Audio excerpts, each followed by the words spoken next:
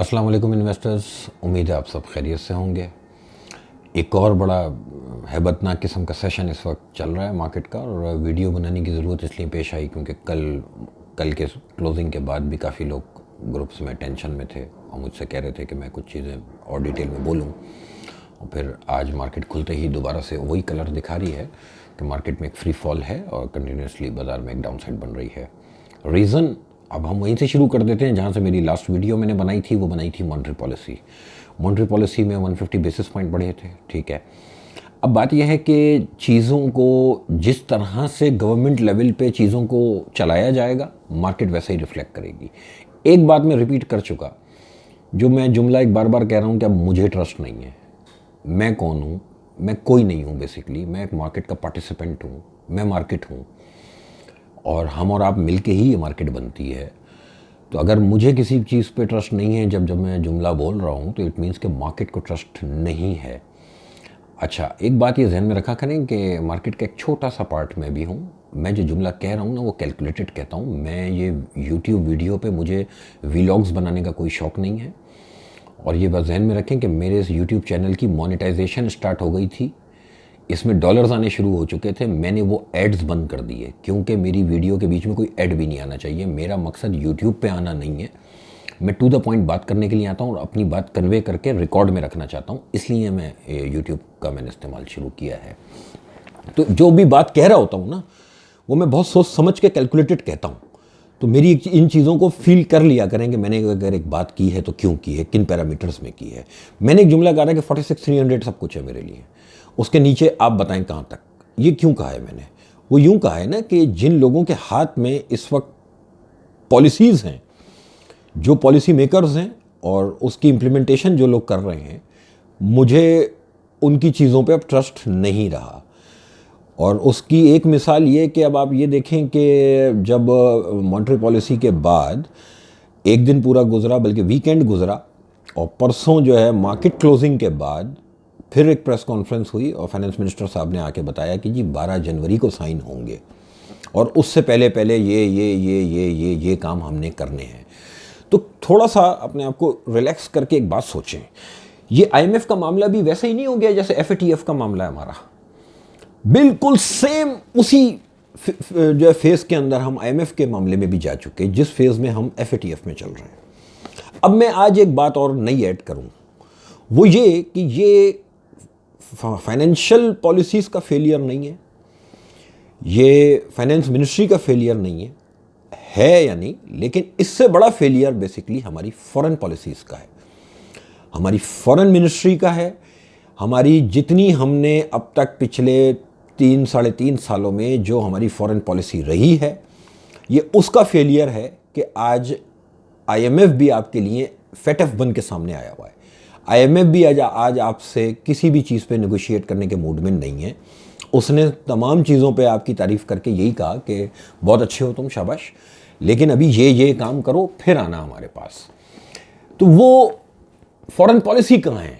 वो चीज़ कहाँ है कि कोई हमारा मिनिस्ट्री का बंदा US डेलीगेशन से मिलके अपने इन मामलात को सॉर्ट आउट कराया करता था? क्या पेट्रोल पे सब्सिडी ख़त्म करने का IMF ने आज पहली बार कहा था हमसे? ये पिछले 15 साल से मैं सुन रहा हूँ। लेकिन जो भी गवर्नमेंट रही, चोरों की, उचक्कों की, जो जैसा आप नाम दे दें उनको, मेरी कोई रिश्तेदारी नहीं है उनसे, लेकिन वो सियासत जानते थे और वो जैसे तैसे भी करके ना IMF से अपनी बात मनवा लिया करते थे। बेसिकली वो जो IMF से बातें मनवा लिया करते थे, वो उनकी फॉरेन पॉलिसीज़ की मरूने मिन्नत था कि उन्होंने दुनिया में अपने मामलात और अपनी लॉबिंग ऐसी की हुई थी कि इनकी बात मान ली जाती थी। हम बेसिकली पिछले 3-3.5 साल से अपने घर से बाहर नहीं निकले। हम अभी तक अपने घर में बैठे हुए हैं। कितने विजिट्स आपके प्राइम मिनिस्टर ने यूरोप के किए, कितने US के किए, कौन सी कंट्रीज़ में अब तक किए गए, ये चाइना कितनी बार गए अब तक? अगर घर में ही बैठ के सब कुछ करना है तो फिर घर के अंदर से ही सॉल्व कर लो इस मामले को, फिर IMF तक मत जाओ। अच्छा, फिर सेकंड ये कि आज स्पेशली आज सुबह के बाद जिस तरह से जो इन्वेस्टर बेस में देख रहा हूँ, जिस तरह की बातें लोग मुझसे फ़ोन पे भी कर रहे हैं और फिर जो सोशल मीडिया पे भी मैं देख रहा हूँ, व्हाट्सएप वगैरह पे भी, मैं एक बात आप लोगों को बताऊँ, कोई भी हो वो इस मार्केट को ड्राइव नहीं कर सकता। ठीक है, मार्केट बेशक आपकी बहुत छोटी मार्केट है, लेकिन तब भी ये मार्केट किसी एक इंडिविजुअल के हाथ में नहीं जा सकती। ये मार्केट मुर्दार हो के भी 46-47 बिलियन डॉलर्स की है। मार्केट बेसिकली रिएक्ट करेगी जैसे कि हालात सामने नजर आएंगे। अब और कुछ भी नहीं हुआ है कि मार्केट को कम से कम एक टाइम पीरियड मिल गया। देखें, एक बगैर टाइम पीरियड के बैठना, ये आईएमएफ का मामला मैं आपको रिकॉल कराता हूं कब से शुरू हुआ। हफीज शेख साहब भी 6 महीने से नेगोशिएट कर रहे थे। उन्होंने 6 महीने लगाए इस बात पे कि आईएमएफ से कुछ अपनी बातें मनवा लें। जब वो नहीं मनवा सके थे तो उन्होंने फिर सरेंडर कर दिया था कि ठीक है, मैं आपकी मान लेता हूं। अब हुआ ये कि जब आईएमएफ की बातें हफीज शेख साहब ने मान ली थी तो फिर प्राइम मिनिस्टर ने उनको हटा दिया कि नहीं जी, हम तो बहुत स्ट्रांग हो चुके हैं, आपने क्यों मान ली ये बातें। तो ये वो 6 महीने ज़ाया हुए। उसके बाद नए फाइनेंस मिनिस्टर साहब आ गए और नए फाइनेंस मिनिस्टर ने फिर आके यही राग लापा कि हम बहुत स्ट्रांग फुटिंग पे खड़े हैं, हमें ज़रूरत नहीं है। फिर आपने 6 महीने ज़ाया कर लिए बजट से लेके अब तक। अब ये जो बिजली की प्राइसेस, पेट्रोल की प्राइसेस, इसमें जितनी सब्सिडी थी वो जब गवर्नमेंट ने ख़त्म की है तो डेफिनेटली उसका इन्फ्लेशन पे इम्पैक्ट आएगा। अभी आपने सिर्फ ये देखा कि सिर्फ एक टाइम पीरियड एक आया है कि 12 जनवरी तक साइन होंगे, तो उसके बाद ही कल से ही थोड़ा बहुत जो है वो करेंसी मार्केट में हमने देखा कि डॉलर नीचे आना शुरू हुआ। आपकी इकोनॉमी, आपकी करेंसी जो है वो थोड़ी सी स्ट्रेंथन होनी शुरू हुई, जबकि ये स्ट्रॉन्ग फुटिंग पे नहीं है, अभी स्पेकुलेट ही हो रही है ये, क्योंकि आपकी करेंसी की रियल वैल्यू में थोड़ा सा स्पेकुलेशन भी शामिल है। मुझे ऐसा लगता है कि जब कभी भी आईएमएफ अगर आएगा तो हम 64-65 डॉलर पे जाके मेंटेन करेंगे, लेकिन उससे पहले आईएमएफ नहीं आ रहा। अब ये जो नहीं आ रहा, मैंने लास्ट वीडियो में यही कहा था कि भाई ये एक स्टेप है, अच्छा है कि आप 150 बेसिस पॉइंट आपने बढ़ा लिए, लेकिन मेरे लिए इस 150 बेसिस पॉइंट से ज़्यादा अहमियत रखता है नया शेड्यूल कि 14 दिसंबर को फिर इन्होंने मॉनेटरी पॉलिसी अनाउंस की है। तो 3 दिन के गैप के बाद फिर आके इन्होंने बताया कि भाई अभी तो हमको ये 3-4 काम और करने और 12 जनवरी को ये साइन होंगे। यानी अगर ये काम जो इन्होंने मंडे को इवनिंग में प्रेस कॉन्फ्रेंस में बताए हैं, अगर ये काम नहीं किए जाएंगे तो 12 जनवरी को भी ये साइन होने वाला नहीं है। बताने का मकसद ये है कि ये हमारी फॉरेन पॉलिसीज़ का फेलियर है। इनको अकल के नाखून लेना चाहिए भाई। ये मजाक मुल्क चल रहा है, क्रिकेट टीम नहीं चल रही, और ये मुल्क का भट्टा तो बैठ चुका।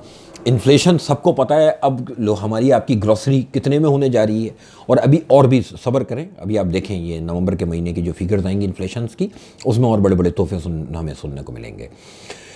सेक्टर वाइज जो है वो चीज़ें शफल करनी चाहिए थी पहले राइट टाइम पे। अब जो शफल कर ली हैं तो अब थोड़े दिन बैठ के सांस लेना चाहिए। मार्केट में कभी भी ऐसा नहीं होता कि जब कभी बाजार नीचे जा रहा हो तो तमाम जो मार्केट के पार्टिसिपेंट्स हैं वो ज़ीरो पे बैठे हुए हों, और जब वो बाजार नीचे से ऊपर की तैयारी करे तो वो वहीं पे माल ले लें। तो ऐसा होता नहीं, सिवाय फैंटेसी वर्ल्ड के, कि अगर आप सिर्फ ख्यालों में प्लाव बनाना है तो ये तो आप कर सकते हैं। अब आपके पास एक प्लान होना चाहिए कि भाई ऐसी सिचुएशन में, जो अब इकोनॉमिक सिचुएशन है हमारी, ऐसी सिचुएशन में क्या होगा। 2 चीज़ें, आईएमएफ आ जाएगा अगर, तो उन्हीं सेक्टर्स के ऊपर पॉजिटिव इम्पैक्ट आएगा जिनका इंटरेस्ट रेट के बढ़ने से या तो कोई लेना देना नहीं है, या तो यानी उनके लिए न्यूट्रल है इंटरेस्ट रेट का बढ़ना, या इंटरेस्ट रेट के बढ़ने से उन पर कोई पॉजिटिव इम्पैक्ट है, इनके लिए ये बेहतर है। At the same time dollar के बढ़ने से, डॉलर की जो इस वक्त करंट प्राइसेस है, इससे भी अगर आप इसको डिस्काउंटेड कैलकुलेट कर लेंगे, 165-166 का भी डॉलर अगर आप कैलकुलेट करें, तो अब इस डॉलर की इस प्राइस से किन किन सेक्टर्स के लिए पॉजिटिविटी आप जो है वो अज्यूम कर सकते हैं, उन सेक्टर्स की तरफ पैसा डालना चाहिए। अब ये नहीं होगा कि अगर आपने पोर्टफोलियो अपना नया डिज़ाइन किया है तो वो डिज़ाइन करते ही वो चीज़ एकदम भागेगी। इंटरेस्ट रेट बढ़ा, अच्छा, बैंक्स के ऊपर दुनिया को पता है कि पॉजिटिव इंपैक्ट एक आता है, ठीक है। अच्छा, आपने देखा कि नेक्स्ट डे मार्केट खुली, बैंक्स पॉजिटिव खुले, लेकिन उसके बाद वो भी मेल्ट डाउन हो गए। उसकी वजह क्या है? वजह यही है कि भाई अभी तक सिर्फ बातें चल रही हैं। आप मुझे एक बात बताएं, ये 12 तारीख की जो इन्होंने बात की है ना, तो जब तक साइन हो नहीं जाएंगे तब तक ट्रस्ट नहीं कर सकते। ये 12 जनवरी को आके ये कह देंगे 12 दिसंबर को अब 2022 के एंड में मिलेगा, फिर क्या कर लेंगे हम? IMF का आना और ना आना, ये 2 चीज़ें हैं। अब इन 2 चीज़ों में से आ जाएगा तो चीज़ें समझ जाएंगी, नहीं आएगा तो सिर्फ स्टॉक मार्केट क्रैश नहीं होगी भाई, नौकरियां भी जाएंगी, ठीक है। और इस मुल्क में फिर पेट्रोल और डॉलर का भाव वो मिलेगा कि मैं आपको बता रहा हूं कि इथियोपिया हमसे अच्छा हो जाएगा भाई। और अभी आप देख लें कि इस वक्त इंटरनेशनल लेवल पे पाकिस्तान आइसोलेटेड है। हम माने या ना माने, हम ये बात इसी तरह से नहीं मान रहे जैसे कि पिछले 5, 8, 10 साल से हम ये सुनते रहे कि हमने दहशतगर्दों की कमर तोड़ दी है, और हमने उनको धूल चटा दी है और हमने उनको दंदान शिकन जवाब दिया है। ये जुमले याद है ना जो हम टीवी पे सुनते हैं, दहशतगर्दों की कमर टूट गई और उन्हीं से अब जो है दोबारा नेगोशिएट करने बैठ रहे हैं। तो ये वैसे ही लॉलीपॉप अभी तक चल रही है। आईएमएफ पिछले 1.5 साल 1 साल से ये मसला चल रहा है, 1 साल हो गया अब। आईएमएफ आएगा आएगा आएगा आएगा, ये अब तक ना आया, इसलिए मार्केट अब रिएक्ट कर रही है। मेरे हिसाब से हर रिएक्शन के ऊपर कि आपके पास माल बिका हुआ हो, आप भाटे में बैठे हुए हो, फिर उसके साथ साथ सोने पे सुहागा कि एक मार्केट का एक स्पेकुलेटिव आइटम है, मैं नाम नहीं लेना चाहता, आप सबको पता है आईटी सेक्टर का आइटम है, उसके अंदर जो कुछ हो रहा है उसका तो आईएमएफ से कोई लेना देना नहीं है। वो टोटल जो है वो गैम्बलिंग हो रही है उसके अंदर, और वो शेयर काफ़ी मार्केट को इस वक्त डेंट पहुंचा रहा है, क्योंकि एक्सपोजर आउट हो जाते हैं जब कोई भी एक शेयर के अंदर इस तरह की, और वो शेयर जो हर तीसरे आदमी के पोर्टफोलियो में वो शेयर पड़ा होता है, वो लोगों का हॉट फेवरेट शेयर रहा है हमेशा से। अल्लाह का शुक्र है ना मैंने उस शेयर में 10 रुपये पे काम किया और ना मैंने 180 पे काम किया, मैं उस शेयर में काम ही नहीं करता। क्यों? कि ये हिस्ट्री रिपीट हो रही है।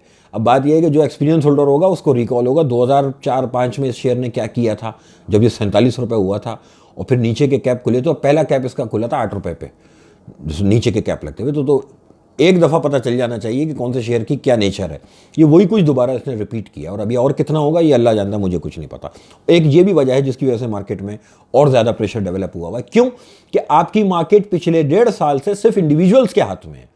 इंडिविजुअल कौन है? मैं और आप हैं। अब मैं खुद ही डर डर के अपना शेयर जब बेचने पे राजी हुआ हूं और खुद ही बेच के उसका रेट तोड़ूं और फिर कहूं देखो ये कितना नीचे आ गया, भैया फिर आप लोग मत बेचो। अगर आपकी आइटम सिलेक्शन पे अगर आपको कॉन्फिडेंस है तो अब बेचने वाला रेट नहीं है, चाहे बाजार यहां से 36,000 हो जाए, चाहे बाजार यहां से 30,000 हो जाए, आइटम सिलेक्शन वो होगी तो 30,000 इंडेक्स पे भी आपके उन शेयर्स के ऊपर के रेट आएंगे। डायरेक्शन होनी चाहिए कि किस डायरेक्शन में आपकी इकोनॉमी जा रही है, किस डायरेक्शन में आपकी पॉलिसीज जा रही हैं। नजर ये आ रहा है कि आईएमएफ के पास जाना तो लिखा गया, जाना तो है इनको, और इन्होंने मान ली अब ये बात। यही बहुत है कि इन्होंने इस जिद से ये बढ़ गए आगे कि हम बहुत स्ट्रांग हो गए। अब इन्हें पता चल गया ये कितने स्ट्रांग हैं। तो आईएमएफ के पास जाने से पहले जितने स्टेप्स अब लेने हैं इन्होंने, उस वक्त तक मार्केट आपको डिस्टर्ब कर सकती है। इसमें मैं या कोई एक इंडिविजुअल बैठ के यहाँ पे सूर नहीं फूंक सकता कि मार्केट यहाँ से जो है 50,000 इंडेक्स हो जाएगा। भूल जाएं, फिलहाल हम दोबारा उसी फेज में आ गए जब ये गवर्नमेंट नई आई थी और पुरानों को बुरा कहते कहते ये हमसे कहते थे कि 140 रुपए का डॉलर बेहतरीन हो गया, बस यही जस्टिफाइड प्राइस है। और आधे घंटे के बाद डॉलर 145 हुआ था और फिर अगले दिन डॉलर 150 हुआ था। तो आज भी यही मसला है कि फाइनेंस मिनिस्टर जो है वो यही कह रहे हैं कि भाई ये डॉलर जो है 64-65 के हिसाब से बनता है। तो जब ये जुमला बोलते हैं तो मेरे दिल धक धक करता है कि ये 64-65 बोल रहे हैं तो इसका मतलब है 72, 74, 75 जस्टिफाइड है। इसका मतलब है कल एक टीवी प्रोग्राम में फाइनेंस मिनिस्टर ने एक जुमला और कहा कि ये जो गैस क्राइसिस हैं, हाँ मैं एक्सेप्ट करता हूँ कि वो हमसे 15-16 कार्गो जो है वो हमसे लेट हो गए। ये एक और एक्सक्यूज़ आ गई सामने, ये एक और सॉरी आ गई कि कार्गो नहीं मंगा सके, राइट टाइम पे टेंडर नहीं किया, राइट टाइम पे गैस बुक नहीं की, और आज मुल्क में गैस क्राइसिस है। तो कितनी मिसमैनेजमेंट करनी है भाई, कितनी करनी है। और तो जब ये नज़र आ रहा है कि वो लोग कर रहे हैं, तो अब आप किसी एक इंडिविजुअल से क्या पूछ रहे हो कि भाई मार्केट कब चलेगी। आप टीवी पे नज़र रखें, इन पे नज़र रखें और इनके लिए दुआ करें कि अल्लाह पाक इनको हिदायत दे और ये चीज़ों को अब जल्दी संभाल लें। चीज़ें संभल जाएंगी। अब मैं कॉन्फिडेंट हूँ। मैं जैसी बातें यूट्यूब पे नहीं बोलता हूँ ये बातें, मैंने अब जो चीज़ें अपने लिए लेके रखी हुई हैं, मैंने तो किसी से नहीं कहा कि वो बेचो, वो चीज़ें पड़ी रहने दो। इंडेक्स को मत देखो, इंडेक्स जस्टिफाइड नहीं है, इंडेक्स कुछ और दिखा रहा है। ठीक है, आप स्क्रिप्ट वाइज सेक्टर वाइज बैठें और अब बैठ जाएं। मार्केट जितनी ख़राब इनको करनी है करने दें। मैं शॉर्ट सेल रिकमेंड नहीं की मैंने किसी को, ना मैं करता हूँ। ठीक है, शॉर्ट सेल मैं रिकमेंड नहीं कर रहा। मैं ये कह रहा हूँ कि एक इन सेक्टर से निकल जाएं। बाजार जब ऊपर आया था तो निकल गए उनसे, उसके बाद इन सेक्टर्स में आ जाएं। बाजार नीचे आया तो इन्हीं सेक्टर्स पे जो है वो एंट्री ली है। अब आप इस वक्त उन सेक्टर्स की मैं नाम नहीं लेना चाह रहा, लेकिन उन सेक्टर्स की जो लोग मेरे साथ हैं, जो जानते हैं मैं कौन से सेक्टर्स की बात कर रहा हूँ, मैं उनसे कह रहा हूँ उनकी प्राइसेस तो देखें भाई। उन्होंने कौन से नए लो बनाए हैं, वो जहाँ थे वो वहीं खड़े हैं, क्योंकि उन पे रिफ्लेक्शन अभी नहीं आई उन चीज़ों की। क्योंकि मार्केट में सिर्फ इंटरेस्ट रेट बढ़ने और घटने का मामला नहीं है, मामला आईएमएफ का है। आईएमएफ से सिर्फ इन्होंने ये अनाउंस किया कि हाँ जी बात हो गई है। बात होने के बाद आखिर में बता रहे हैं कि 12 जनवरी को वो साइन होगा। तो अब देखते हैं, बीच में ये एक मॉनेटरी पॉलिसी भी है, कुछ दिन सब्र करना चाहिए। मार्केट को उसके हाल पे छोड़ दें, रिएक्ट मत करें, एक दूसरे को मत डराएं। खुद ही शोर मचा के खुद ही डरने से होगा कुछ भी नहीं। एक चीज़ मैं हमेशा लोगों से कहता हूँ, लिवरेज पे काम मत करो। क्यों कहता हूँ? ब्रोकर आदमी हूँ मैं, तो कहूँ डबल लिवरेज करो भाई। ताकि मेरा कमीशन भी बने। लेकिन मैं हमेशा डिस्करेज करता हूँ लिवरेज पे काम मत करो। क्यों? ऐसे ही वक्तों के लिए, क्योंकि मैं अपनी मार्केट को जानता हूँ, मैंने इधर उम्र गुजार दी, मुझे पता है यहाँ क्या ड्रामेबाजियाँ हो रही होती है ना। तो इसलिए लिवरेज वाले को तो फोर्स सेलिंग करनी पड़ेगी, उसको तो अपना एक्सपोजर संभालना पड़ेगा। जो लोग कैश पे हैं, अगर उन्होंने आइटम स्विचिंग की है तो अब कुछ दिन बैठ जाएं, सब्र कर लें। क्या किया जा सकता है अगर हमारे साथ, मुल्क के साथ एक धोखा हो चुका है। मैं बड़ा क्लियर कह रहा हूँ, ये धोखा हुआ है इस मुल्क के साथ। अल्लाह खैर करे, दुआ ये करेंगे ये चीज़ें समझ जाएं। एक अच्छी बात, बहुत नेगेटिविटी है मेरे पास कहने के लिए, आपके पास भी बहुत कुछ है कहने के लिए नेगेटिव, लेकिन उस नेगेटिव में से जो चीज़ें पॉजिटिव है मैं ज़रूर कहूँगा। एक तो ये स्टेप्स लिए जा रहे हैं जो पिछले 15 साल से IMF कह रहा था। ये अच्छा है एक दफ़ा पास ऑन हो। ये सब्सिडाइज करने वाला मुल्क नहीं है भाई। एक प्राडो में घूमने वाला वो सब्सिडाइज पेट्रोल क्यों डाले? एक 5000 गज की कोठी में रहने वाला आदमी एक सब्सिडाइज गैस क्यों यूज़ करे? इनको टारगेटेड सब्सिडी देनी चाहिए गरीब लोगों के लिए। ये बहुत अच्छी बात है। IMF सही कह रहा है और ये जो कर रहे हैं, देर से कर रहे हैं लेकिन सही कर रहे हैं। इसके इम्पैक्ट्स कुछ दिन बर्दाश्त करने पड़ेंगे। अच्छी बात यह है कि इस मॉनेटरी पॉलिसी के बाद स्टेट बैंक के गवर्नर ने मीडिया पे आके 4.5 से 5% GDP फोरकास्ट किया। फाइनेंस मिनिस्ट्री ने 4 से 5% GDP फोरकास्ट किया। इन दोनों पे मुझे ट्रस्ट नहीं है। अब IMF ने आपके जो है वो मंडे के दिन कहा कि 4.5% GDP हम एक्सपेक्ट कर रहे हैं। मैं इस पे ट्रस्ट करूंगा। तो यानी 4.5% GDP की बात अगर इसको कम भी कर लें और 4% पे अगर हम मेंटेन भी कर रहे हैं ना GDP, तो सिर्फ IMF के सिग्नेचर होने दें आप, मार्केट ठीक हो जाएगी। मार्केट में सेक्टर वाइज एप्रिसिएशन आनी शुरू हो जाएगी। और देखिए, मैं किसी भी चीज़ में मेरी कोई अना नहीं है, मेरी कोई ज़िद नहीं है। मैं जब गलत हो जाता हूँ मैं बड़ा लाउड कहता हूँ मैं गलत हो गया, बचो भागो यहाँ से, ठीक है। अब जब एक चीज़ नई ली हुई है, जिन नई चीज़ों को मैंने रेकमेंड किया उसमें मैं बहुत चिल करके बैठा हुआ हूँ। बर्दाश्त करें, परेशान मत हो। मुझे तो हंसी आ रही है कि यार किधर फंस गए भाई, इनको तो चोर भी नहीं कह सकते, ये तो ईमानदारी में बेवकूफ़ी में डुबो रहे हैं। हज़रत अली का कौल है, आखिरी में एक बात बता दूं कि दाना दुश्मन बेहतर है नादान दोस्त से। तो नादान दोस्तों के हाथों में चीज़ें हैं। इनकी ईमानदारी पे मुझे कोई शक नहीं है, ईमानदार हैं भाई। लेकिन एक ईमानदार आदमी ड्राइविंग ना जानता हो तो उसको गाड़ी की चाबी नहीं दे दी जाएगी तो तू बहुत ईमानदार है, तू गाड़ी चला ले। तो अल्लाह खैर करे और ये चीज़ें समझ जाएंगी। लेकिन मैं होपफुल हूँ, कुछ दिन रुकें। 4-4.5% अगर GDP अगर हम मेंटेन करने की बात कर रहे हैं ना, तो इंशाल्लाह मार्केट भी कुछ दिनों में ठीक हो जाएगी। कुछ दिन बर्दाश्त करना पड़ेगा। आप लोगों का बहुत शुक्रिया, थैंक यू।